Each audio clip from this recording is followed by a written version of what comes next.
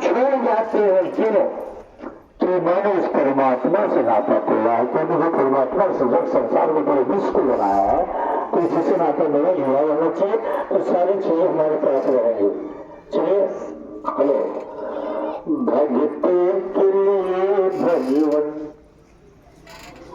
बोलो, भगतों के लिए भगवान निज रूप बदल डाला, भगतों के लिए भगवान। परमात्मा अनेकानेक रूप बदल करके हमारी मदद करने के लिए आ जाता है। हाँ, वो मदद करता है हमारी, हम उसे सुधारते हैं। कहाँ का दस्तूर है, कहाँ की एक रहने का काम है, नहीं होना चाहिए।